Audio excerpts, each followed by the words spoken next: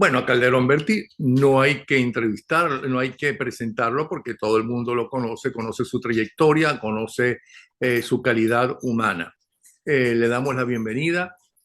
Acabo de escuchar una conferencia que tengo entendido que es de un tiempo para acá, que diste en España, hermosísima, pero que la están lanzando ahora por todas partes, es decir, la descubrieron y ahora nos la han mandado a varias personas. Bellísima entrevista de tu amor por Venezuela y la importancia del petróleo, ¿no? Pero hablando con la hija de Germán Borregales, con Beatriz, se te olvidó que gracias al petróleo ese que tú estás defendiendo, cuando aparece el petróleo, entró Venezuela, aunque tarde, en el siglo XX, pero empezó con Juan Vicente Gómez y siguió con López Contreras.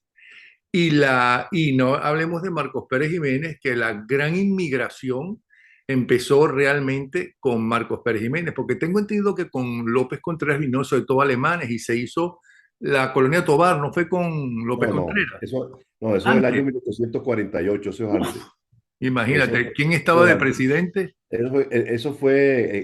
No recuerdo quién era el presidente, si era Sublet, pero fue Codazzi quien los trae, creo que si no estoy equivocado. No, tiene razón Beatriz Borregales y me disculpo de realmente que hice esa omisión. Yo lo que quise resaltar en esa conferencia que había en el Congreso de Diputados aquí en Madrid, fue simplemente que el petróleo ha sido determinante en la vida de Venezuela. La modernización del país es por el petróleo. Antes de aparecer el petróleo, Venezuela era un país muy primitivo, con enfermedades que acaban con la vida de la gente a los 35 años, a comienzos del siglo XX. Y Gómez, con los recursos provenientes del petróleo, hace muchas relaciones, da concesiones a sus amigos que las revenden, se hacen ricos, compra solidaridades y forma unas fuerzas armadas sólidas por los ingresos que tenía y acaba con los caudillos regionales y unifica el país. Eso es verdad, eso no es mentira, eso es verdad. Y Y empieza a empezó a hacer hacer y empieza a unir a Venezuela a través de las carreteras. carreteras, que no Mm. habían carreteras, eso es cierto. Yo cuando vivía en mi pueblo muchachito del año 41, los años 40, en Boconó, ahí lo que había una sola carretera.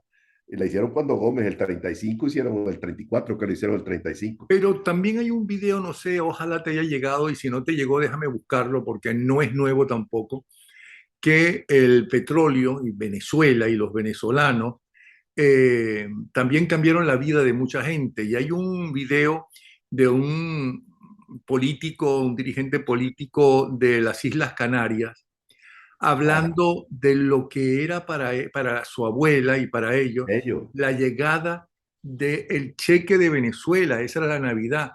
Y él lo en un vi. momento dado, recordando eso, empezó a llorar y nos hizo llorar a todos, porque todos Sí, los que estamos muy viendo, bello. Ángela y yo, todo, y eso que no es la primera vez que lo Un veíamos, ahora de concejal, nuevo lo están enviando. un, ¿Qué? un concejal de Santa Cruz de Tenerife, un Sí. concejal. Bueno, es que Venezuela fue eso, ¿no? Venezuela fue toda la vida. Mira, empezaron a llegar, en primer lugar, llegaron los republicanos españoles. Aquí hubo 120 años, 110 años que no vinieron españoles. Bueno, mi papá y mi mamá eran republicanos españoles. Vinieron del año 36 hasta el 39. Esa fue la primera camada. Ujú. Vinieron también los judíos, que no tenían, cuando empieza la guerra, un poco antes de la guerra, no tenían dónde llegar y se van a Venezuela.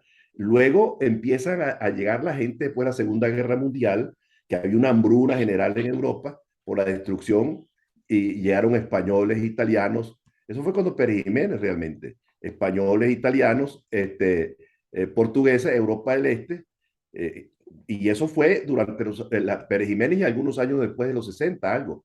Pero cuando ya empieza Europa a recuperarse, se para la inmigración europea y viene la inmigración de los países andinos, de Colombia, de Ecuador, Perú, Chile, los perseguidos políticos del De sur, Centroamérica, del Caribe. del de- Caribe también. Es que nosotros, eso somos nosotros. Por eso que la gente dice, yo creo que equivocadamente, yo no soy historiador, la gente dice que nosotros somos igualitarios y amplios y generosos y todo eso por la guerra federal. No, nosotros somos como somos, porque Venezuela es un crisol de nacionalidades. El venezolano no puede decir que es criollo, porque no es verdad. No, no es indio, no es negro, somos todos criollos. Mezcla de qué, de europeos y de criollos. Lo que pasa, Napoleón, es que la guerra de independencia nuestra fue muy cruenta. Murió un tercio de la población, duró 10 años. La de Colombia fueron dos batallas, Pantano de Vargas y Boyacá. La de Ecuador fueron dos batallas, Bomboná y Pichincha. La del Perú un poquito más tiempo, pero fueron dos batallas, Junín y Ayacucho. Nosotros tuvimos 10 años de pelea y se destruyó el país. Se Esa fue pelea una en destrucción. Venezuela y los que batallaban en Colombia, Perú y demás eran Claro, venezolanos. Bueno, así habían es. nacido en la provincia de Venezuela. Bueno, la batalla de Pantano de Vargas, que fue la que origina esa y Boyacá, la liberación de Colombia, la dieron los llaneros Ok, venezolanos. pero olvidémonos de la historia, Así ¿ok? es. Porque en esa misma conferencia hablas de la necesidad de la unión, ¿no? De los jóvenes de ahora que les correspondería gobernar, ¿ok? Y que hasta ahora no han dado pie con bola, lamentablemente, porque no han podido tumbar a esta narcotiranía. Con las personas mayores, los que tú mismo te autodefiniste como dinosaurio, ¿no? Aunque dinosaurio, pero no, ¿qué? No fosilizado. No, no fosilizado. Ahora, tú trabajaste con esos muchachos y no con cualquiera, sino con algunos de los más queridos y respetados que fueron dirigentes en su época y líderes que la gente salió a la calle a apoyarlos. Me refiero a Leopoldo López, me refiero a Capriles, o sea, a esos muchachos del G4. ¿Qué pasó? Bueno, ahí creo que faltó formación política, faltó cohesión ideológica, doctrina, saber hacia dónde querían ir, tenían que ir, que fue lo que tuvimos nosotros en nuestro tiempo y el ejemplo de los líderes. No se puede la gente madurar con carburo. La gente no es como los cambures ni los plátanos que se maduran con carburo, las frutas, no. La gente tiene que madura con el esfuerzo, la dedicación, el trabajo, el sacrificio, el estudio y tiene que recibir buenos ejemplos. Pero Los perdona que te interrumpa, eso es verdad. Ok, pero primero la generación del 28 es verdad, un tiempo con Gómez y otro muy corto con Pérez Jiménez. López. Pero, Ajá. con Pérez Jiménez. Pero en ambas dictaduras, los dictadores querían el país e hicieron cosas por el país. Eran dictadores, tuvo sus muertos, tuvieron sus torturadores. Bueno, también en la cuarta los hubo. Ok, no tanto ni lo estoy comparando. Ok, pero esta gente, ¿no? Tienen ya 20 años dentro de una narcotiranía donde ellos no son políticos, esos que están en Miraflores, son unos delincuentes. ¿Dónde lo aprenden? Eso por un lado dice mucha gente. Por otro yo digo, bueno, pero los españoles tuvieron 40 años de una dictadura férrea como la de Franco y se formaron. No es comparable, no es comparable. El que quiera comparar la España de Franco con lo que nosotros estamos viendo ahora está Ah, no, yo no lo equivocado. estoy comparando, le estoy diciendo que Ni ellos se tampoco es formaron comparable en con una Pinochet, dictadura. Ajá. ni tampoco es comparable con Pinochet. Con Pinochet el Ujú, país venía funcionando y venía ujú, funcionando que la política económica que estableció Pinochet fue continuada por el gobierno de la ujú, coalición, ujú. como lo llamaron ellos, no la concertación. Y aquí en España fue lo mismo. Hubo una transición ordenada con gente de primera, ¿me entiendes? Y el rey jugó un papel determinante en la transición española, ¿no? Juan Carlos I. Y se dio, pero lo de Venezuela es distinto. Venezuela es algo nunca visto. Venezuela ha tenido tres momentos en la historia que han sido destructivos para el país. La independencia, la federación y el gobierno de Chávez Maduro. Son tres momentos de destrucción que ha habido en Venezuela. Ahora el empeño que hay que ponérselo evidentemente es a construir un nuevo país. Ese nuevo país se puede construir, claro que se puede construir, ¿me entiendes? Pero se tiene que construir con amplitud, con tolerancia, con inclusión, pero inclusión de todo el mundo, Napoleón. No solamente los que están ahora opositores del gobierno, tú tienes que darle espacio político a los que han formado parte de este gobierno, no están incursos en delitos, ni de corrupción, ni violación de derechos humanos. Tú le tienes que garantizar a la gente un espacio y una paz a ellos y a sus familiares. Yo lo he dicho hasta la saciedad y lo repito, pensar distinto no es un delito y hay que respetar y hay que ser tolerante. La democracia es fundamentalmente tolerancia y hay que respetar la manera de pensar de la gente. No estoy hablando de impunidad bajo ningún concepto, pero tampoco podemos llegar lanza en ristre a caer con todos los que estaban antes, porque no puede ser. El país tiene que buscar la manera de convivir. El país tiene que buscar la manera de establecer un mecanismo que permita que nos reconciliemos. Yo que no era comprado para la idea de una constituyente, ahora sí lo soy, pero soy más comprado por un gobierno de transición corto, pero corto hablo 2, 3 años, que haya una nueva constitución en Venezuela y nos podamos reencontrar todos los venezolanos. ¿Y Pero por una qué se constitución, necesita otra constitución, otra nueva constitución? Para que, porque, por ejemplo, las sanciones máximas del país no sean solamente 30 años, sino cuando tú acabas con el país, sea la pena de muerte. bueno, te voy a decir ¿Por qué una cosa, quieres una Napoleón. constitución nueva? Napoleón, mira, yo hay muchas cosas que no sé, Mm, evidentemente. Pero si alguna cosa sé, mm. es del manejo del Estado porque he pasado, eché los dientes ahí. Yo llegué a trabajar en el ministerio de 23 años de edad. Trabajé con Leoni, con el doctor Pérez Guerrero, después fue asesor mío, y trabajé luego con Carlos Andrés Pérez y con Luis Herrera. No trabajé con Lucinchi, pero sí trabajé un tiempo con Caldera, también trabajé con Carlos Andrés Pérez en sus dos gestiones. Este, Mira, la realidad del país en estos momentos es realmente de unas condiciones de destrucción total. Todo está destruido, todo hay que hacerlo. La joya de la corona la destruyeron, fue Petróleos de Pero Venezuela. ¿qué tiene que ver en la constitución actual como para Porque han impedirlo? montado, te lo voy a decir por qué, han montado un entramado jurídico de tal naturaleza que habrá que acabar con todas esas leyes, porque si no el país no se puede mover. Hay tantas leyes, muchas de ellas producto de lo que lo que se le dio, los poderes especiales que se le dieron a Chávez para que pudiera legislar, ¿me entiende? Que convirtieron el país en algo absolutamente inmanejable.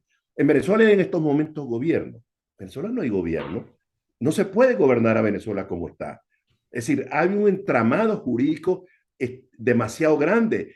Íbamos en un proceso de descentralización, a mi juicio positivo, y entonces después que viene el gobierno de Chávez, es un proceso de centralización. Entonces tú tienes que ir de nuevo a un proceso masivo de descentralización de las actividades públicas. ¿Por Pero qué ¿en no qué lo puedo parte de la traer? constitución se habla de que echa para atrás la descentralización? Pero lo echaron para atrás Ah, porque pero no eso le lo hicieron ganan. porque no respetan la Constitución, porque ni el Claro, gobierno, ni en la narcodictadura, ni la oposición, y lo demostraron con el gobierno interino y con este gobierno que acaban de hacer parlamentario, aquí no dice que Venezuela se gobierna así.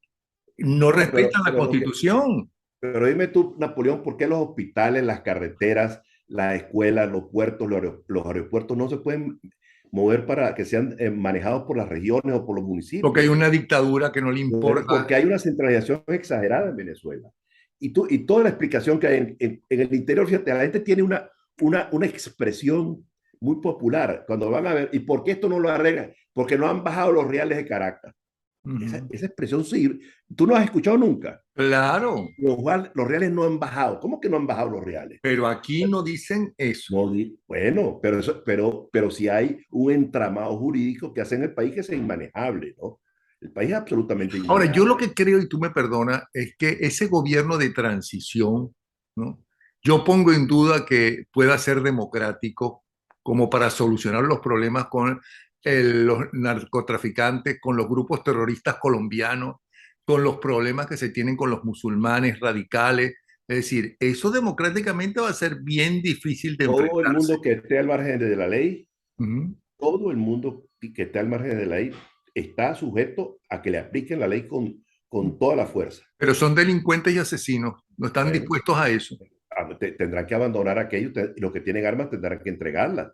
Bueno, si no, sabrán a qué ¿Y atenerse, tú de ¿no? verdad crees que lo van a entregar? Para empezar, ¿tú de verdad crees que unos elementos que están siendo investigados en la Corte Penal y denunciados en la Corte Penal Internacional, que tienen precio su libertad en la justicia norteamericana que los anda buscando, ellos van a dejar el poder? Si dejan el poder, se joden.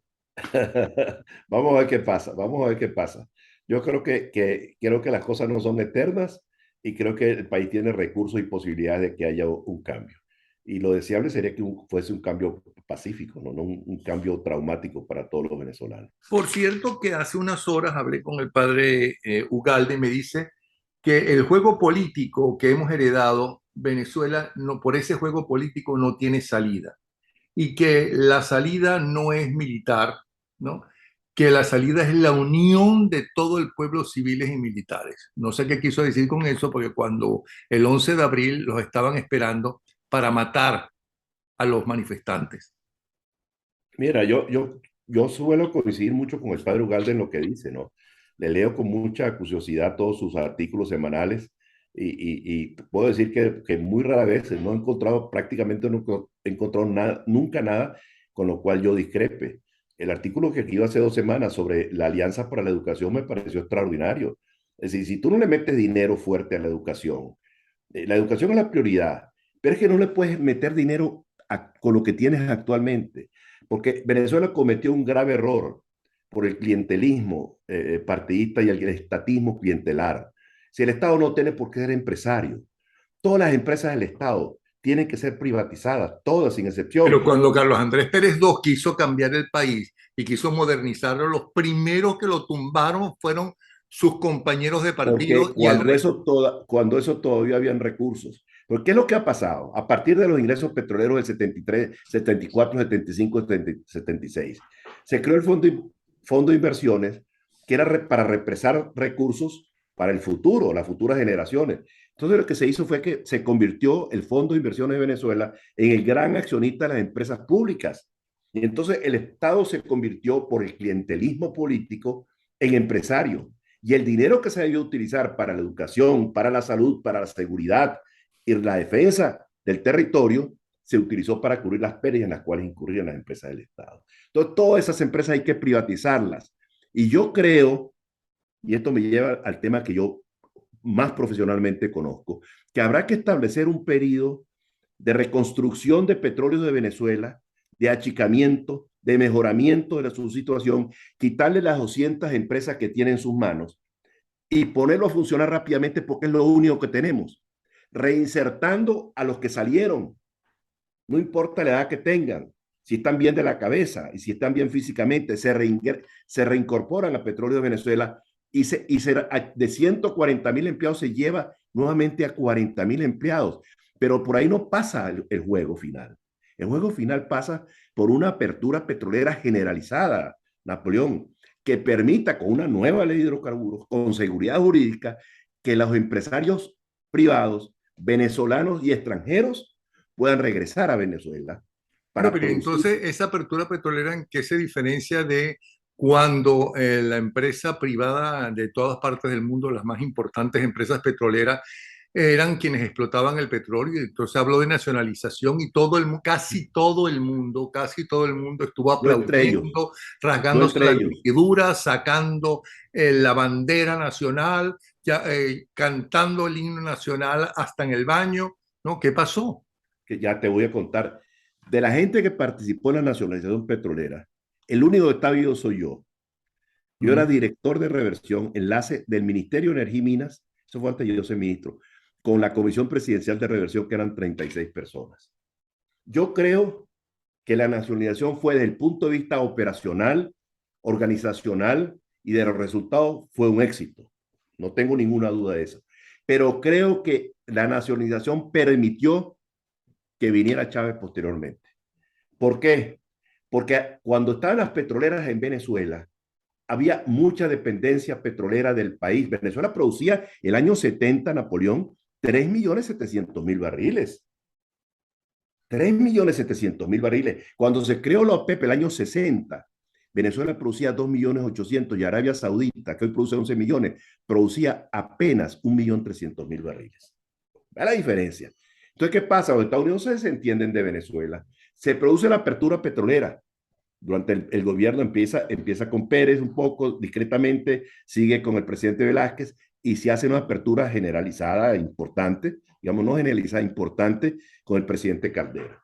¿Tú sabes cuánto se aumentó la producción petrolera? Por esa apertura, 600.000 barriles por día. Y fue básicamente el sector privado. Entonces, eso es lo que hay que hacer ahora, que el sector privado venga. ¿Por qué, por ejemplo, la gente que está en Kuwait, en Arabia Saudita, en los Emiratos, en Qatar o en México, no se traen empresarios de esos países y los jóvenes nuestros o la gente nuestra que está trabajando en esos países se convierten en pequeños empresarios para que produzcan en los 250, 280 campos petroleros que hay en el oriente del país o los que hay en la costa oriental del lago Maracay? Y dejamos las zonas complejas, las zonas difíciles para las grandes jugadoras internacionales, para las grandes petroleras internacionales. ¿A qué zona me refiero yo? Estoy de acuerdo con usted, pero Mm. estos dirigentes que se formaron en partidos de centro izquierda fundamentalmente, como Acción Democrática, o de centro y centro derecha como COPEI, pero los dos populistas, ¿estarán de acuerdo con eso? No, no van a tener alternativa. No van a tener alternativa. La recuperación de Venezuela pasa por el petróleo. El que no lo quiere entender es porque no conoce la realidad del país. Porque no conoce la historia ni conoce la realidad. La historia está muy clara y tú la has vivido, yo la viví. Y yo sí la viví porque ha sido mi profesión. Venezuela se moderniza y se estructura como país por el petróleo. Y Venezuela se fuñe, para no utilizar otra expresión, cuando Chávez acaba con Petróleos de Venezuela. ¿Eso no es? Sí, claro. ¿Y Ah, alguien lo bueno, pone en duda? entonces, ¿con qué se va a recuperar? ¿Con frijoles, con caraota, con platos de espagueti? No, señor, no. ¿Habrá que hacer todo eso? Sí. ¿Habrá que recuperar el sector agropecuario? Sí. ¿El turismo? Sí. Pero lo fundamental para generar recursos en Venezuela es el petróleo. El que no entienda eso va a fracasar. Ok, ahora vamos al presente. Aunque la gravedad de la situación de Citgo no es culpa de la oposición, ni mucho menos, sino fundamentalmente de la decisión de Chávez Frías, ¿ok? Y compañía. ¿Cómo han manejado lo de Citgo la oposición? ¿Cómo lo Mira, manejó el gobierno déjame, interino y demás? Tanto se ha hablado igual que de monómero. Pero yo tengo entendido que ese dinero ellos no lo manejaron, que lo manejó un hombre vertical y sobre todo cada dinero, cada centavo que los norteamericanos, centavos venezolanos que los norteamericanos tenían allí, que le daban a la oposición, eran revisados y en qué se invertían. Y así todo, la imagen que hay es que son una cuerda de ladrones. pero no es verdad, no es verdad. Déjame contarte algo, Napoleón.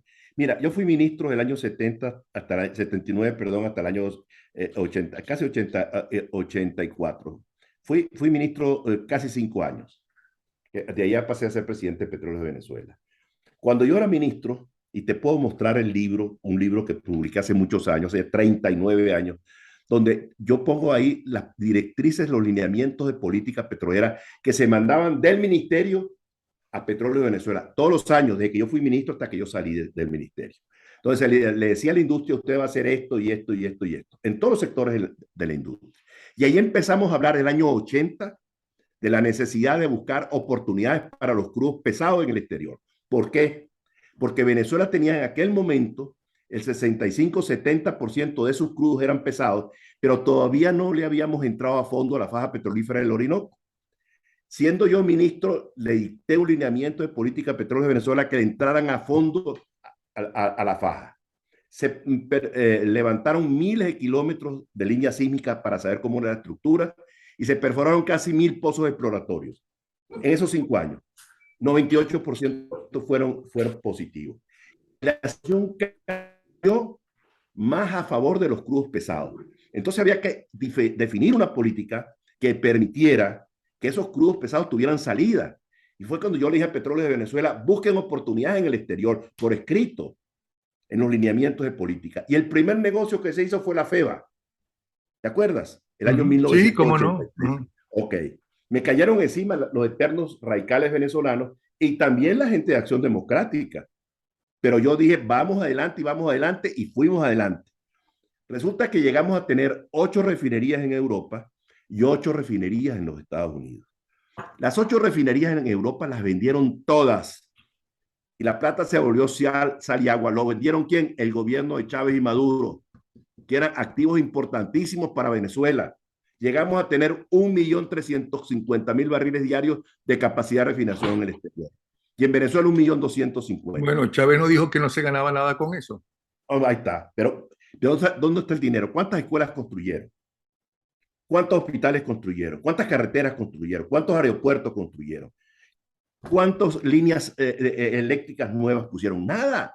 El dinero se desapareció. Y en los Estados Unidos tuvimos un poquito más de suerte, porque no lograron salir de todo. De las 8 vendieron 5. Nos quedamos con Lake Charles, la de Luisiana, la de Corpus Christi y la de Lemont en el centro de los Estados Unidos, Illinois. Eso es, hoy Sigo son tres empresas, tres refinerías, actualmente con 800,000 barriles por día capacidad de refinación. Ahora, no lo pudieron hacer, pero no lo pudieron vender, pero las pusieron, las empeñaron, como dice la gente del pueblo, la dieron en garantía. Y por eso es que tenemos haciendo cola gente que han demandado a Venezuela por el pago de las creencias. Pero la Que no vamos a lo perder o ya se perdieron. no se han eso no se ha perdido. Yo confío en la gerencia que hay en Citgo. Yo confío en la gente que está en PDVSA ad hoc, en Horacio Medina y en Carlos Jordán. Yo confío en ellos. ¿No? Y confía en los abogados, porque eso Bueno, es pero un yo problema penal. lo que he dicho también es que refuercen eso al equipo que está allá, con venezolanos expertos en negociaciones internacionales y con extranjeros expertos en ese tipo de negociación. Lo que hay que hacer con Citgo para salvarla es llegar a un acuerdo con los acreedores. La vía judicial no es la mejor, porque ahí no va a ganar nadie. El mejor pleito es el que no se da. Entonces, tratar de buscar una salida y Citgo está dando beneficios. El primer trimestre de este año dio 900 y tantos millones de dólares de beneficios. Entonces, se puede hacer un arreglo con los acreedores para irles pagando las cantidades que se acuerden, irles pagando poco a poco, y es la manera de salvar. ¿Por qué Citgo es importante? Citgo es muy importante porque el día que tengamos un nuevo gobierno, el día D+1, nosotros que empezamos a producir crudo pesado en mayores cantidades. Fíjate que Chevron está produciendo 120,000 barriles, pero lo tienen como caballo frenado. Pero el día que se aflojen la rienda del caballo petrolero y el día que vengan a invertir empresas aquí en Venezuela y se empiece a recuperar la producción, tenemos las refinerías de Citgo en los Estados Unidos para refinar nuestros crudos. Pero no solamente eso, sino para traer gasolina a Venezuela, para traer diésel a Venezuela, que no tenemos. La gente está haciendo colas en el interior de Venezuela para No, echar eso es gasolina. increíble, sí. Increíble. 4 y 5 horas, 8 horas. Pero entonces la pregunta sigue sin responderse. Los muchachos que les corresponde y que van a tener el poder si cae la narcotiranía, ¿lo entienden? ¿Están de acuerdo? ¿Piensan lo Pero mismo? si no lo entienden, se van a joder. Perdóname la No, nos expresión. vamos a joder todos, no ellos, Así todos. es. Así es. El país. Pero tienen que entenderlo. Yo he visto gente que sí que las veo más o menos claras. María Corina Machado, yo la veo clara en eso. ¿Me entiendes? Es que no ¿Será hay por otra eso que no la alternativa. quieren? ¿Perdón? ¿Será por eso que no la quieren? Bueno, pues a lo mejor no lo sé. ¿Me entiendes? Ahora, yo coincido con algunas cosas que ella dice, pero con lo de petróleo, ¿por qué yo digo que no vendamos petróleo ahora? Porque si lo sales a vender, nadie te lo va a comprar o te dan 4 lochas por ella, porque está quebrada. Porque las reservas de crudo no son de petróleo, son de la nación. Entonces tú tienes que para petearla, poner un lacito y ver quién te compra acciones de petróleo de Venezuela. Porque yo veo que se pueden vender acciones, pues, quizás no todo, Pero pero perdona, Calderón, tengo entendido que varió, que ahora lo que se está haciendo con Cisco para defenderla es mucho mejor que lo que se hizo cuando el gobierno interino, aunque suele ser la misma gente. es que yo creo que bien encarado, se puede hacer mejor y que no lo tomen a mal los que están allá adentro. Yo reconozco el esfuerzo que están haciendo, pero ¿por qué fue el éxito de la nacionalización? A mí me gusta siempre poner ejemplos que yo he vivido. ¿Por qué la nacionalización tuvo éxito? Porque el presidente Pérez llamó a todos los sectores de la vida nacional, empresarios, sindicatos, políticos, militares, instituciones académicas, instituciones universitarias. Y aquello fue un consenso. Entonces, lo que salió fue consensuado. Yo no dudo que lo estén haciendo bien. Yo no tengo ninguna duda que lo estén haciendo bien. Lo están haciendo bien. Pero necesitan una base política para que no haya después la crítica de la gente. Y hay que tener un poco de sentido práctico de las cosas. Si lo están haciendo 3 personas, pongan 3 más y unos extranjeros a que nos defiendan nuestros intereses para que busquen más consenso político y no vaya a haber problema. Esa es lo que la intención de mi planteamiento cuando lo hice públicamente, sin la intencionalidad de poner en duda la honorabilidad ni la capacidad técnica de la gente que está frente de eso. Vuelvo a repetirle, estos muchachos, bueno, muchachos para uno por nuestra edad, pero estos dirigentes que les correspondería dirigir al país si hubiera unas elecciones y hubiera democracia, ese tipo de cosas, ¿están preparados? Usted que trabajó con ellos. No, no están. ¿Y cómo No hacemos? están. Bueno, hay gente preparada en Venezuela. Pero hay gente preparada mejor que ellos en la Yo vi política. ayer, por ejemplo, yo vi ayer la presentación del equipo económico de María Corina Machado y gente muy respetable, ¿me entiendes? Yo quisiera ver en todos los otros candidatos la gente que está detrás. Yo no estoy hablando a favor de María Corina, que no se interprete que yo le estoy, no, yo estoy en estos momentos, estoy al margen de todo eso. Pero yo, al César, lo que es del César. Yo creo que el éxito de la transición va de, y cuando hablo de transición, hablo del primer gobierno. Pueden ser 3 años, puede ser 6 años, yo no lo sé. Pero el éxito de la transición está en la imbricación generacional, la experiencia con gente joven.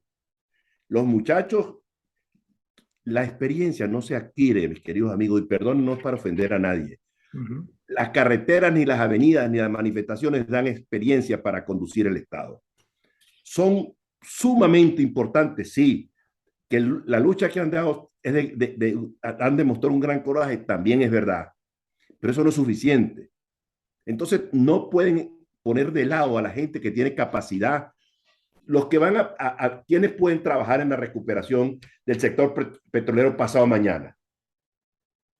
Los que estaban ahí, mientras vienen los de afuera y se organiza el capital privado. Bueno, Entonces, eso, como hicieron con ustedes cuando eran jóvenes, que los pues eso fue prepararon exactamente lo que hicieron. Yo llegué al desde muy... ministerio de 23 años Ujú, y no me nombró ministro a los 3 años ni a los 5 años. ujú. Pasé muchos años para llegar a ministro, pero pasé por una escalera de puestos. Ahora, dice el padre Ugalde que la única forma realmente posible de salir es la unión de todos los venezolanos. Claro, no todos se pueden unir en ninguna parte del mundo, pero usted que estuvo dentro del monstruo, siente que sí puede haber unión, que así como lo hizo en una época, porque al principio sí se unieron, había una mesa de discusión y no sé qué, no me acuerdo cómo se llamaba, ¿ok? Estaban unidos. ¿Qué pasó? ¿Se pueden unir de nuevo? No, yo creo que ahí hubo falta de grandeza de la gente y un sectarismo absolutamente despreciable, un sectarismo político, un sectarismo generacional, ¿me entiendes? Empezaron los intereses. Es que la forma como se hizo, el gobierno fue un gobierno parlamentario, eso no funciona en ninguna parte del mundo. Tengo que nombrar 20 embajadores, entonces a cada uno le corresponde una embajada distinta de los partidos. No, escoja a los colaboradores por sus credenciales. Si son todos adecos, no importa. Si son todos copellanos, no importa. Si son todos de 20, son de voluntad popular, primero justicia, eso no importa. Escoja a la gente por sus capacidades y no pueden ser cuotas políticas. Si Pero el día después de del mañana, fracaso, ¿usted cree que después del fracaso que ellos mismos demostraron, porque al acabar con el gobierno interino, que fue el mayor triunfo para mí de Maduro, ¿no? Están demostrando que fracasaron. pero es que Después de fue, ese fracaso no aprendieron. pero yo no lo sé. Mira, si alguno tenía razones para estar molesto con el gobierno interino, fui yo. Sería yo. Ahí me sacaron, la única vez que me han destituido en mi vida, en mis 60 años de trabajador en la vida pública y privada, los únicos que se atrevieron a destituirme a mí fue el gobierno interino. Pero yo por eso yo no guardo odio ni rencores, porque eso no tiene sentido. Esa página la pasé. El haber acabado con el gobierno interino fue un disparate. Yo lo dije junto con mucha otra gente muy importante en el mundo de las leyes. Sí, a todos los Ruber Carías, entrevistamos. Brewer claro, Carías, usted, un montón de gente. Mm. todos nosotros, yo no soy abogado, pero yo lo dije, el Consejo Superior de la Democracia Cristiana sacamos un comunicado muy contundente cuando nadie hablaba de eso, diciendo que no se podía prescindir del gobierno interino. Entonces, nos queda un minuto. ¿Qué hay que hacer? Porque lo importante, el primer paso es, ¿no? Acabar con la narcotiranía. Absolutamente. Pero ¿cómo se acaba? Bueno, hay que ponerse de acuerdo. Hay que ponerse de acuerdo. Si alguien gana las primarias o si no hay primaria, escogen otro candidato. Hay que buscar la manera de que todo el mundo apoye al más idóneo. Esa es la verdad. O la más idónea. Para no entrar en problemas de El sexo. sexo. Y menos ahora en el mundo actual, que es un problema gravísimo. Me decía, me Es decía, un tema delicadísimo. me decía un pariente, un nieto mío, que eso de ellos, ellas y ellas. No, no, no te metes en esa profundidad. Bueno, uno de los chistes que circula aquí en Florida es que van a prohibir la transmisión del Oscar, ¿no? El gobernador va a prohibir la transmisión del Oscar porque se fijó que la estatuilla del Oscar es un trans. No tiene sexo o se lo esconde. Yo en eso, mira, yo pienso lo siguiente, yo soy católico, soy cristiano, tengo mi formación y la formación mía es mía y de mis hijos y de mi familia. Yo aspiro que me respeten y yo respeto a los demás. Claro, claro, lógico. Calderón, de verdad que muchísimas gracias. Como siempre es un placer, ¿no? Un abrazo a la señora, ¿ok? Y suerte y siga así Igual para luchando. ti, mi amiga Ángela, compañera del Liceo Andrés Bello. Fuerte abrazo, mucho cariño. Ok, y felicitaciones por su más reciente trabajo, su más reciente libro, ¿ok? Mira, te quería mostrar no sé por qué. Este lo voy a, está en Kindle gratis. Este, para gente joven que no conozca la historia petrolera de Ah, le Venezuela. voy a decir a mi hija que me lo consiga, que Sí, esa es pero la en que Kindle lo puede maneja. bajar. En Ok, Kindle lo puede bajar. chévere. Política petrolera de CAP 1 a Maduro. Un abrazo. Hasta luego. Igual. Hasta Hasta luego. luego.